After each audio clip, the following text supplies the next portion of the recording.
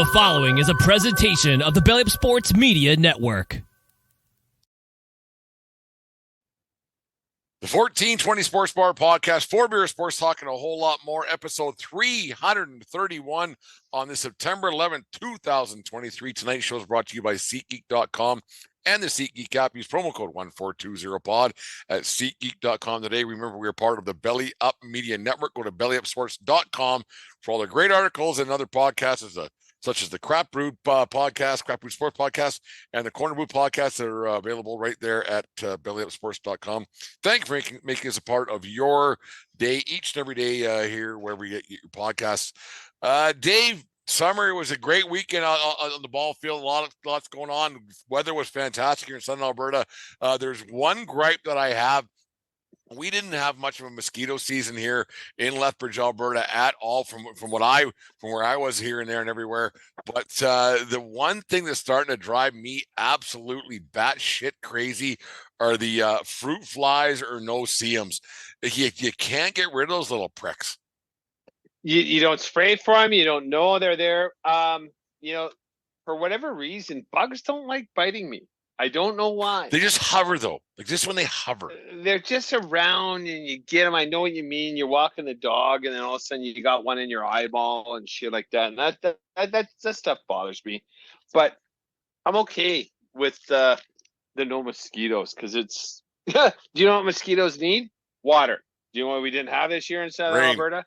Rain. So you know what? It's – I guess every cloud has a silver lining. And the silver lining for the lack of clouds was the lack of mosquitoes this season, and I dig on that. We're going to pay $19 for a loaf of bread next year for no rain, but whatever. It's one of those things, I guess. Yeah, I guess that saves us the money that we spent on off this year.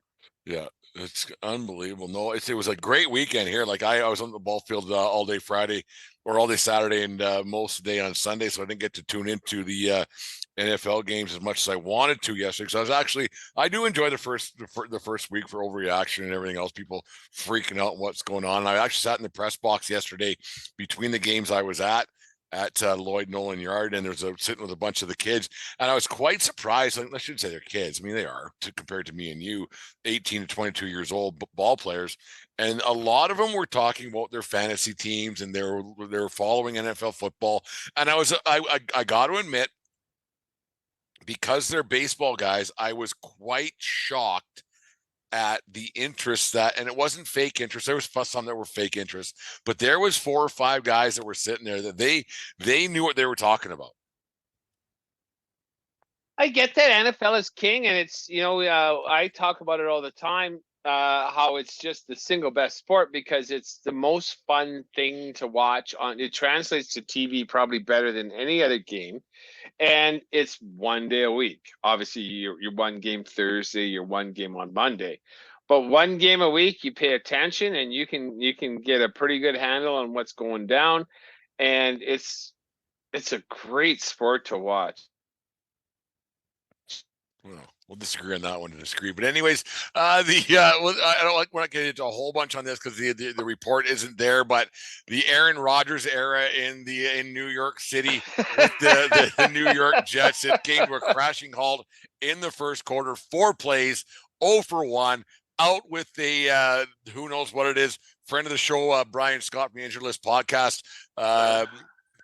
I asked him what it was. He thought it was an Achilles the way he went down, and most of the time Brian is quite correct with it. Is another guy thought it was maybe a high ankle sprain, but not a good look, not a good start for all the hoo-ha that we talked about Aaron Rodgers back in February, March, April, May, and then now 4 snaps in, the Aaron Rodgers era might be I wouldn't say over, but she might be over already.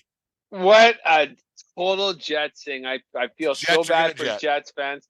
I got a buddy that's a Jets fan. I was talking to you about it before we started recording. I sent you the text conversation because I knew he had a thing with his kid that he couldn't watch the game live. And so like I asked him, he goes, whatever it was. Are you watching yet? Just started. Don't tell me anything. Okay. He goes, something with Rodgers, right? I go, silence. And then 10 minutes later, he goes, "You got to be fucking kidding me!"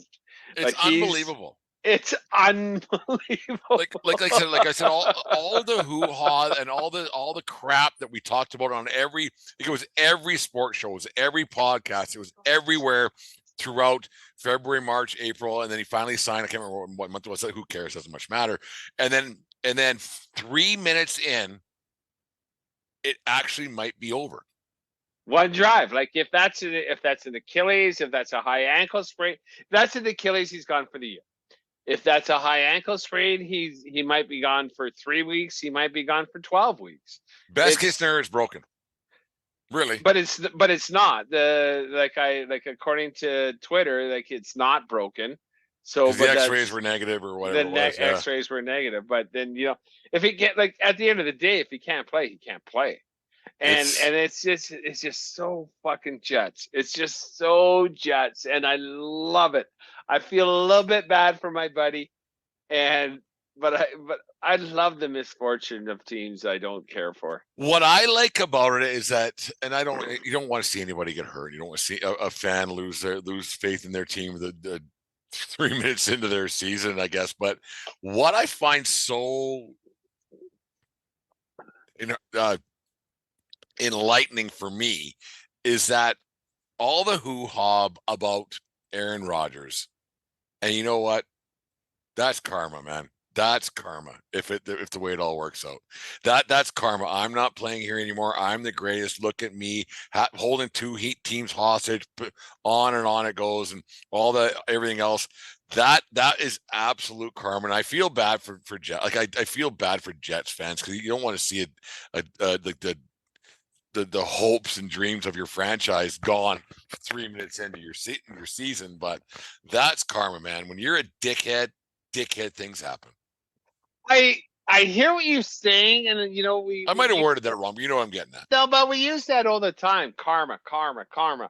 Then how come the shit stains beat the holy shit out of the Cincinnati Bengals yesterday? Well, we'll get to that in half a second too. I'm glad you brought that up. We'll get to that when we because get to that would be a karma thing. Like our little breakdown here. But we'll yesterday, like I said yesterday, I didn't get to watch a bunch of NFL games. I was out in the baseball field, so I was kind of in and out of what was happening. But I got home, had mom over for dinner last night, had TV on, watching the Giants and Cowboys game. Oh, Christ. And I wouldn't call that a game. Dave, I'm going to go, like, we're not a stats podcast but by any means, but I was listening to ESPN radio out of New York today, the Michael Kay show. A team that lost by 40 points or worse, lost the sack total by 7 or worse, turnovers by 3 or worse, blocked field goals for a touchdown, and a pick 6 for a touchdown has never happened to a team in an entire season in NFL history. And the New York Giants did all of those things in last night's game. It was remarkable. Like, so I'm in my fantasy pool, and everybody has a defense. And you get X number of points per sack, and you get the turnover, and then the defensive touchdown, and you get points for a shutout. Normal, if you're happy when you see 15 points from your defense. Yeah, you're happy. The Dallas defense in my fucking fantasy scored 55 points last night. 55 points. More than Joey Burrow got. It's more than it might be the single highest point total in the league. I know Tyreek Hill had a great day. I know a couple other people had a great day. But the Dallas, I've never seen a defense score more than 30 before in 10 years of playing fantasy football. Dallas Cowboy defense had 55 points last night. Like, it's crazy. What an absolute shit those show. I was kind of watching, like, I actually was sitting from my back to TV so I would make sure I wasn't watching TV, having dinner with Mom and Deanne last night, and I did it on purpose. And you heard, like, this, I had the volume down and up, but I turned my head, like, oh, another touchdown. It was like 28-0 at the first quarter or whatever it was. It was unbelievable. It was ridiculously gross. And here's the thing. I had Daniel Jones. The old Danny Dimes was my starting quarterback for the Danny ain't worth a dime because he got 40 million of them, though. Well, yeah, I hope he's cashing those checks because there might be a stop payment on him if he keeps doing this kind of fucking Man, shit. that's unbelievable. Like the way that turned out, like I said, those stats are that's never happened to a team in an entire season before. At home! And an entire season. And that happened in one night.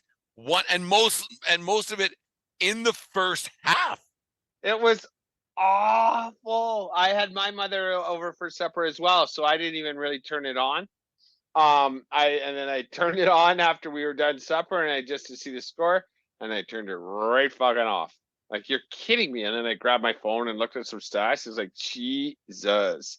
Like, sometimes it ain't your day, and it ain't your day tonight for the New York Giants. Yeah, like, after mom left, after dinner got done, we had dessert and BS a little bit, and Deanne said, "Want to watch the rest of the game?" I said, "No, it's 58,000 to nothing right now. Like it might as well have been USC Stanford kind of deal. Like it was.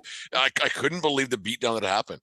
And neither me. And what's crazy about that, David, and like the thing about football more than the other sports is that you know who your opponent is, and you can prepare for your opponent for quite some time.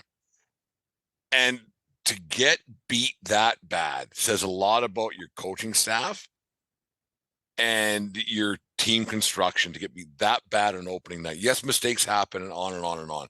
But man, oh man, like that ain't a good look for the Giants. I know it's one game. I get it. It's one game, but you know what?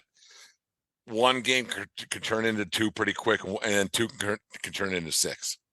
Right, because at some point there, like, the pride factor didn't kick in, because as some teams are so much better than other teams, there is such a small degree of separation from the best player in the NFL to the shittiest player at the NFL, and there's a lot of players in between.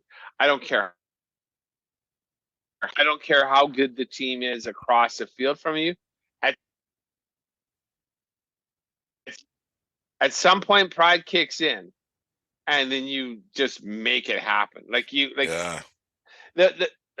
don't know, like, I'm not condoning this or anything, but there should have been personal foul penalties all second half. Show you care. Like, show you care, because, like, holy fucking shit. No team in the NFL is that much better than another team. And like I said, I get it. Sometimes it's not your night, but you can't have 50 guys not having a night all on the exact same night. It's your home opener. It's Sunday Night Football. The entire nation is watching. And, players talk about that. When you're a Sunday night game or a Monday night game, they get jacked for it because everybody's watching it. Your peers are watching you. I've never ever thought, and this doesn't mean the hail of beans of anything, but I've never thought of New York City and New Jersey where they actually play. I've never thought of that city as a football town. To me, that New York is the Mets, the Yankees, and the Rangers, and then the Islanders. This is just Brent from Southern Alberta, 50-year-old guy, whatever. Because then you go back to the Islander days, back when we were kids, Dave. I've never thought as New York City is a football town, and they're getting stomped again tonight, and they got stomped last night. It's just like, yeah, they won some Super Bowls, but the Jets haven't been relevant really in how long? Ever. Like, in last our lifetime. Time. Well, the most, I don't want the Jets. AFC Fred Savage, game. He wore that jacket, the Jets jacket in fucking Wonder Years. That's not entirely true. Like the Rex Ryan years when he was coaching the Jets, they played an AFC championship game with Dirty Sanchez. And then it went downhill from there. That was like they played in an AFC championship game. So, that's it. Good for you. Good for you. It's a cursed franchise. I don't know why, because the Giants back in the Eli Manning days, they get a sniff and they take home the ring, right? They lick the jar and then they take it home. The Jets without what was it? Who was the catch on top of his helmet back in 2000? David Tyree. Without that, they don't win. right? I think, like, and I'll say it to the day I die. That's one of the most remarkable plays in NFL It's history. the biggest game changer in NFL history. Eli Manning escaped a sack, woofed it downfield, Manning goes and down, New England wins. Simple. bingo. Yeah. And then that catch trapping against your helmet with I think it was Rodney Harrison reaching on his arm. That David Tyree showed superhuman strength to be able to pin it to his helmet because he had a mean motherfucker trying to pull that ball off. No, and it's he crazy the didn't. way that It's New York amazing. football just doesn't. It like I said, it's. I mean, there's how many millions of people in New York City and New Jersey and everything else. So they obviously but the I don't think there's a deep historic past of New York football, and they did it last night. Now they're doing it again tonight. Like just maybe Well, maybe they shouldn't have built the stadium where Gotti was buried. Not Gotti. Well, You know no. That was the previous one. That was Giant Stadium. This stadium is in New Jersey. So the only team that actually plays in the state of New York is the Buffalo Bills. That's very true. Yeah. The Jets and Giants play in New Jersey, and then so maybe that's part of the jinx. Another thing I got caught on last night, and I noticed that it was the Bears and the Packers, long storied history in the NFC North, and you had forever and ever for the last 30 years, basically, the Packers have owned the Chicago Bears, and you think that it would be over no matter what. Now that Aaron Rodgers, because you had Brett Favre there for how many years he was there, then Rodgers there for how many years was there, and so maybe the Bears fans would think that maybe it's over, but Nope, didn't happen. Jordan Love's better than Justin Fields. Jordan Love better than Justin Fields. On Justin Fields. He took big strides this year. He's going to make it. Everybody last year, because my brother-in-law, he's a big brown Bears fan. There's Bears fans he's everywhere. Playing pretty good. He's playing pretty good, I thought. And then you go, oh, maybe he's not that good. Oh shit, he's not that good. Oh yeah, he got stomped yesterday. Like for a guy who hasn't like Love hasn't played a snap in 3 years, basically. Two and a half. Whatever, like a couple games, a little here and there, a little mop up time. And he was much better yesterday from the highlights I watched. I watched a lot of stuff today. He was much better than Fields. Like, but another great big city, Chicago, team stinks. Team stinks, but they love their team. You know, like it's funny how Chicago is like that. Aside from the Bulls, right? You just gift your franchise, your fan base one championship, and then they'll love you forever. Like the Dicka Bear Dicka. Those Saturday Night Live skits were so hilarious with Dicka and the Bear. Because that was what 84. The Super Bowl shuffle. You could always tell if there's someone over the age of 45 in a football pool because someone's named the Bears. The Bears. The DA Bears. It is tired and it's played and it's not good because you know what? The Bears ain't good. They haven't been even relevant since Jay Cutler, which they ran out of fucking town. He's been their best quarterback in the past, honestly. If Jay Cutler makes you relevant, you're in trouble. 50 years. He was a better quarterback than Jim McMahon. I don't ever know. Like, he's better than Rex Grossman, who got him to a Super Bowl.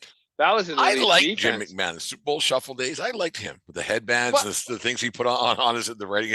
That's so much I know about it, but yeah. Yeah, but he was so mid, and then it was an elite level defense coached by Buddy Ryan. Are Chicago in this just came to my head? Are Chicago and New York actually right now irrelevant sports towns? Well, I guess the Bulls and Knicks made a little bit of noise, and the Rangers aren't terrible. Yankees stink, Mets stink. As far as stink. Yeah, as far as baseball, so they have two baseball teams, and they have two stink. Each team the football teams aren't very good. Chicago, the football team sucks. Chicago, the Mets or the Cubs are probably going to make the playoffs. The White Sox absolutely stink. The Bulls and whatever, and then you have the Mets and Yankees are ass. Like those are two of the biggest cities in the country, and they're rather irrelevant when it comes to the big sports scene. Really, completely right. Chicago had their run.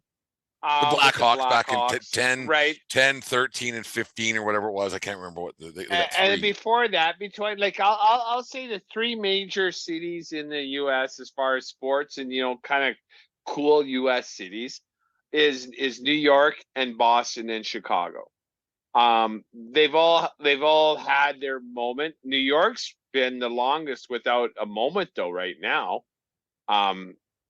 because the Blackhawks were so dominant. Yeah. The Cubs got their one.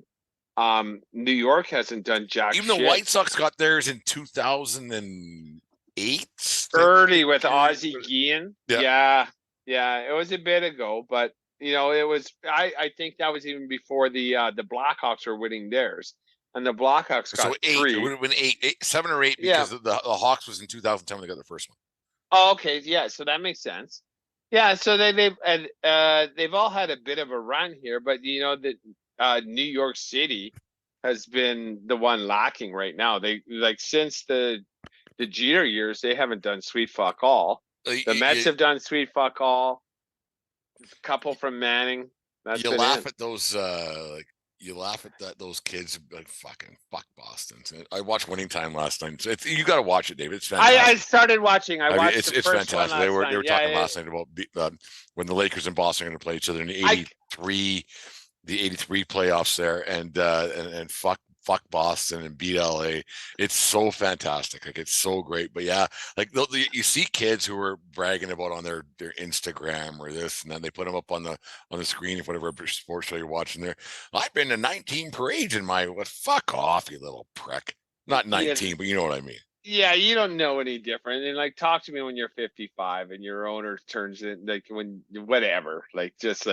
Here's Cowboy fan, right?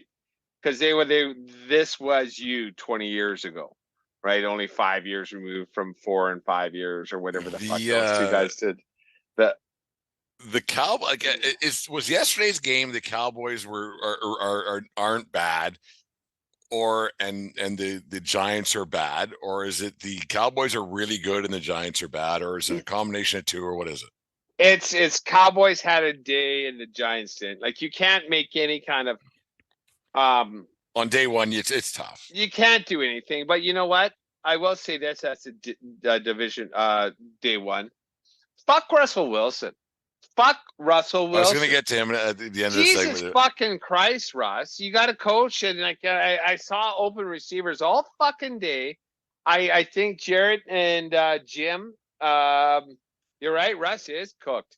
Unless he pulls his fucking head out of his ass right fucking quick, you don't lose a home opener to a shitty team, to Gorgeous Jim. I get it. He's really cute. But you can't lose. I told you. I told you that. They're over the Raiders. Look out for the Raiders. Fuck that. They're not that good. This is all on Russ. And then we lost the game because it should have gone on overtime because our kicker missed an extra point. That shit happens. I'm not going to lay the whole thing on him. Do you like the onside kick to start the game? No, that's ridiculous. I understand how it might. That is such a look at me. I'm the new coach of the Denver Broncos. That's going to be his legacy. That's going to be all for the 3 or 4 years that he's there. That's what's going to be for you, Dave. I'm sorry to say, but that guy is a fucking arrogant prick. Oh no, but I am okay with an arrogant prick being a head coach. You need to be an arrogant prick. He's a dickhead. No, fuck that. No, because he did it. That was his trademark. That New Orleans, he did that at halftime against the Niners with the Kaepernick team. He opened the second half with an onside kick, and they recovered it.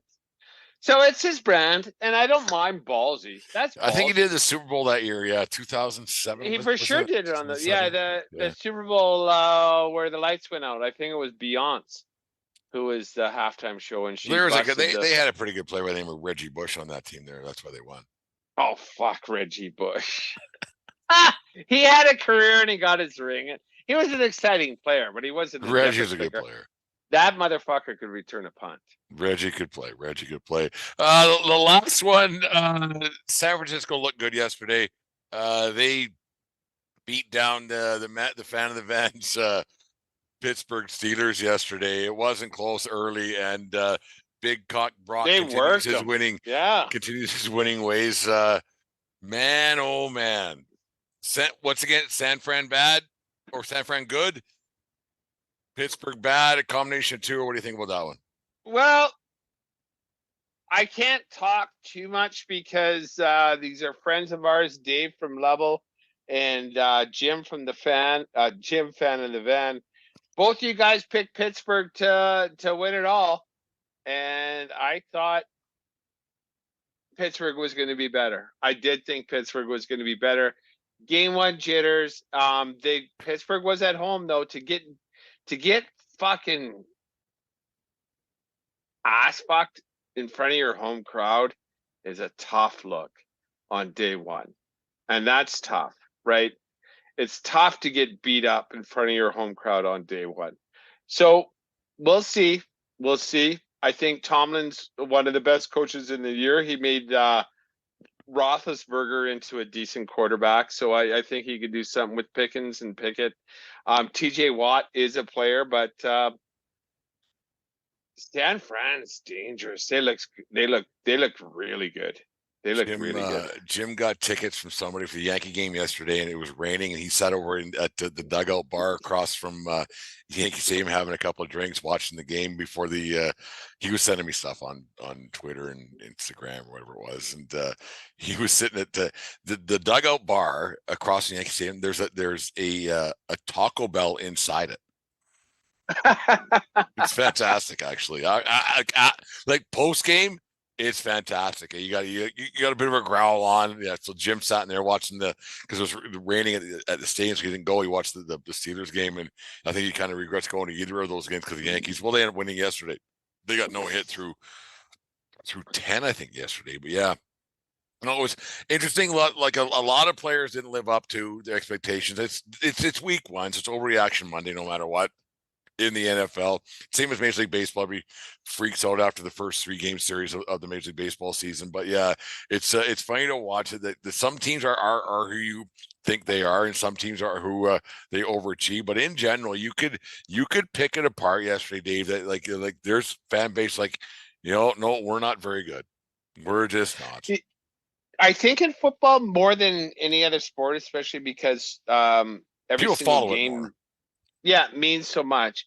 I think continuity is such a huge thing. And like the more players and staff that you have from the year previous just helps so much, which stands to reason why Dallas had such a good opening game, which is why San Fran had such a good opening game. But to explain why the Giants had like stepped on their dick all over the place, like, there's no excuses. There's continuity there. They got that Daniel Jones got paid, and playoff team last year, right? Yeah, and they were a playoff team. I think they won a playoff game last year too, right? So it's same with the Steelers were supposed to take a step forward, right? And who know that? And same with the Bengals. I have T. Higgins on my team. Like, goodness, the OJ White Broncos are in trouble. I might be buying supper for 12 guys next year. We'll get into it a little bit later. Actually, we'll do it right now. I find it a little bit fitting. I don't give a shit. I could care less who wins the fucking Super Bowl, who does this and that. But it always makes me laugh when these guys get these contracts. I hate talking. Actually, I love talking contracts. When these guys get their contracts that are so heavy they can't fucking play football anymore because the wallets are so heavy, and then they stub their dick on the first day. Like I love the fact that Burrow's like, it was raining and it was shitty and everything else and like whatever. But for him to sign that contract, I think on Thursday night or Friday morning, where it was, and then go in there and completely stub his dick, I kind of love it because you know what? Same. Cool it, man. Sign that contract earlier on. Do something earlier on. Don't make yourself center of attention right before opening day, because the opening day for your football team or for your baseball team or hockey team is for everybody. It's not about you cocksucker. And I have a little bit of not a hate on, but a dislike on for Joe Burrow right now for doing that on opening day eve for his football team. And it's a bad look. It's a me fucking look for that guy. It's a bad look, in my opinion. Take it easy, tap the brakes on that. Like the contract negotiation, he was going to get it regardless. So why do it then? But that's not up to him to announce it, right? Like, it is not. It's up to the team that strokes the check. So this might have been worked out like 3-4 weeks earlier. Like I don't know that, but like it's up to the team to announce it. Like they're the ones signing the check. It's gonna leak, and then if you don't want it to leak the day before opening day, then like fucking settle it in second week of training camp. That's the thing about the Bengals. I can't stand them as a franchise. It's a trash franchise. Joe Burrow is fucking tits. I love that guy. He can coach my team. I kind of want to. He better average more than 82 yards a fucking a game from here on in. Don't matter to him, no mo. 250 or whatever guaranteed. He's gonna do okay. Like 52 and a half over 5 years. I think he got. Yeah, he'll sleep just fine on his. And that's the problem. I don't want to talk. I don't want. I hear what you're saying, but like this isn't on Joe Burrow. I just think that this one is on him because you're your media team and you could go with your team. I think it's better for the rest of your team because to not announce these things the day before it's everybody else's first day too. But then, how is that Joe Burrow's fault then? Like, it's not his fault. It's not his fault. Like, so then, like, so the team should have came to terms with that 2 weeks earlier, or like, you sign it. Okay, let's wait 2 weeks. No, Dave, that's what I don't know the ins and outs, and neither do you. I don't know. But what I'm saying is, if I was Joe Burrow, why not do it tonight? Why not do it Tuesday? But it's not up to Joe Burrow, is what I'm saying. There's a partnership. No, there, man. someone. The highest paid player in fucking football history doesn't have a say when the contract demands go out. But it leaks. It's gonna leak once ink reaches paper. So you're saying he said, okay, we're all cool. I'm not gonna sign this until Tuesday. Right? Is that what you're saying he should say? I don't think it'd be a bad idea. No, but then it's gonna get out. Rumors out. I know what you're saying. I don't think it would be a bad idea for him to not I don't say ruin some rookie guy's opening day, his first time ever making fucking $500,000, whatever. But you know what I'm getting at? Like it's just time and a place, man. And then when he pulls up a stinker, it was raining, it was shitty and everything else, and their offensive line still stinks like it did last year, and he's lucky to survive last season. There's a time and a place, and because you're going to be a star forever and be rich beyond belief. There's kids that played that game yesterday that won't see the end of the year. They won't. So I think it was a shithead move that got let out when it did. That's my opinion. Blame the Bengals. The Bengals are a trash organization. Don't blame Joe Cool. That guy, everything that guy he probably shits cool. There's no fucking way he was the one that orchestrated the timing and signing of that contract. The agent just came to him like the fucking shitheads have decided. You're telling me that deal wasn't fucking signed just the seconds after Herbert got his deal done? Yeah, that's exactly what I'm telling you, because otherwise you would have heard about wrong, man. You're wrong. The second Herbert's deal was done, Burrow's deal was done minutes afterwards.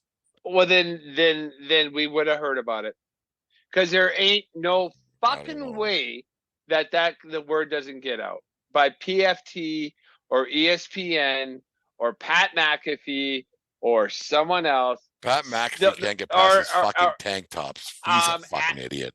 Adam Schefter, those I like guys, Schefter. But those guys know. They got fucking moles everywhere in every single organization. So if you think that they can keep that secret for 10 days, you're the fool. Oh, I'm a fool. Yeah. There's So no we're getting around agreed that. on that. I talk to you then. 3 times a week Well, doing this yeah, bullshit, yeah, whatever so it is. But yeah, so we're No, agreed on that. I just think There's no way. I think it's a bad look for the rest of the franchise or for the rest of the team. I do. Like, Blame the Bengals.